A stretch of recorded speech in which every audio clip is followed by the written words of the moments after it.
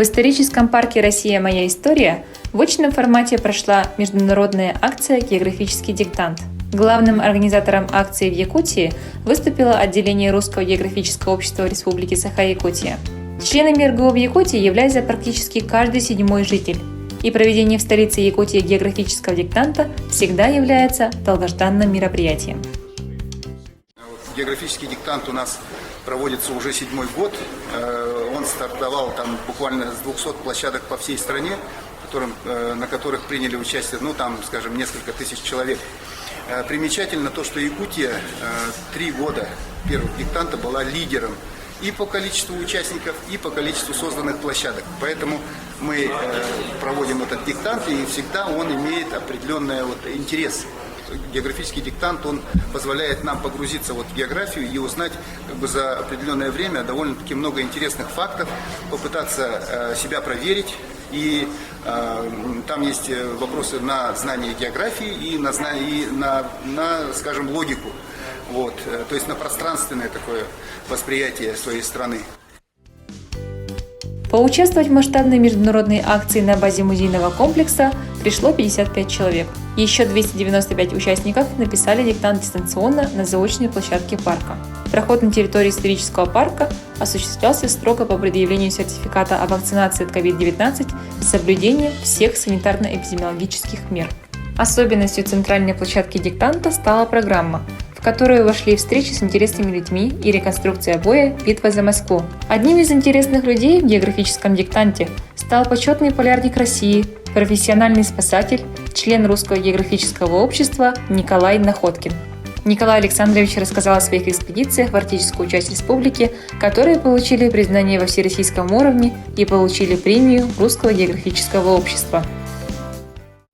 Диктант он проходит не только в нашей стране, он и в других странах, по всему земному шару проходит. И действительно люди, увлеченные географией, они приходят, это даже не обязаловка.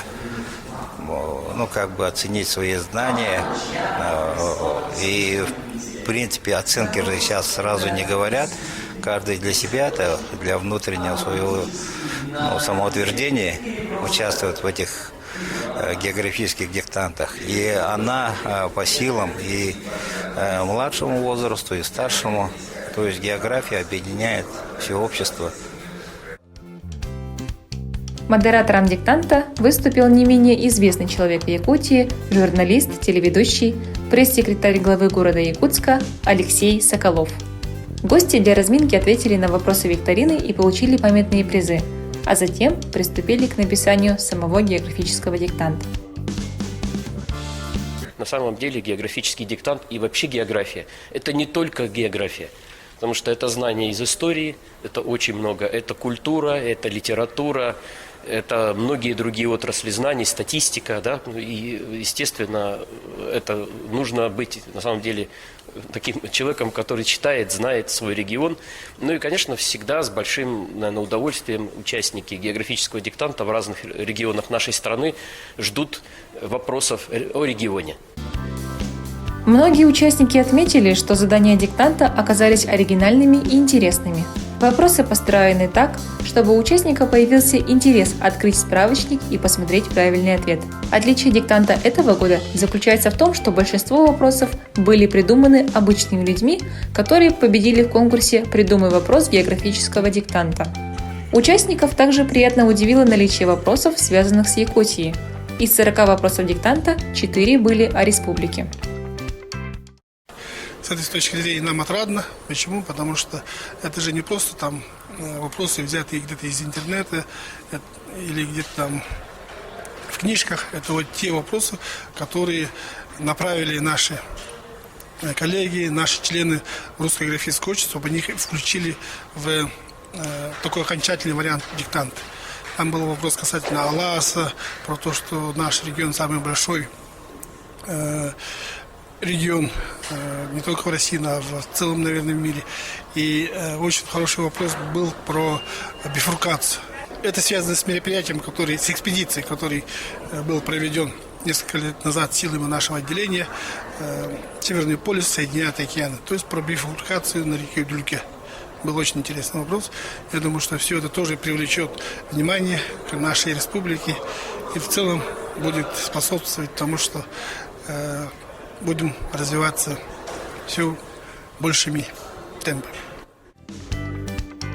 Участниками площадки исторического парка стали студенты, школьники, ученые, государственные деятели и даже полярники. Во время мероприятия с приветственным видеообращением выступил участник географического диктанта с российской станции в Антарктиде. Возраст участника этой акции не важен. Самому младшему участнику площадки, например, было 13 лет. Сначала я очень быстро вроде бы ответил, потом начал сомневаться долго. Один вопрос, на который я ответил неправильно, подсказал в ходе своей беседы Николай Александрович Находкин. Я там думал, что эта река не замерзает, а оказывается, что она впадает в два океана Дельфы. Это интересный вопрос был. Ну, сам по себе диктант тем, что вопросы оригинальные, тут вот оно возбуждает, как говорится, мозг, вот, вызывает интерес к тому, чтобы вот человек немножко посмотрел справочник, интернет по географическим объектам. При знании географии человек в обыденной жизни особенно не интересует, а тут все-таки есть интерес к тому, что какие географические объекты есть в России. Но самое главное, вызывает интерес к тем великим русским путешественникам, как Пржевальский, вот, тот же самый Путятин, которые основывали отношения между Россией и другими иностранными странами. И помимо этого они делали великое географическое открытие. Как только закончился диктант, все участники были приглашены на реконструкцию боя «Битва за Москву», которую организовал клуб реконструкции ДСААФ «Красный восход» при поддержке УФСИН России по Якутии и исторического парка «Россия. Моя история». И вот с 2014 года мы постепенно занимаемся реконструкцией военно-исторических событий разных периодов.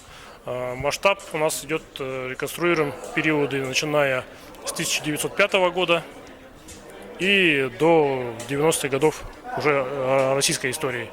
То есть люди есть на разные периоды, в разной форме. Вся деятельность клуба, комплектование формой, комплектование вооружением, это все чисто личное, за счет личных средств, за счет личного сбережения, то есть все это постепенно собирается.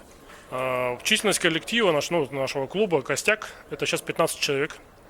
Самое главное, что все эти люди именно не профессиональные, не актеры, не профессиональные историки, это просто энтузиасты, которые знают, которым нравится история, которые хотят ее изучать не только по учебникам и по кинофильмам, но и напрямую участвуя в тех событиях, которые мы реконструируем.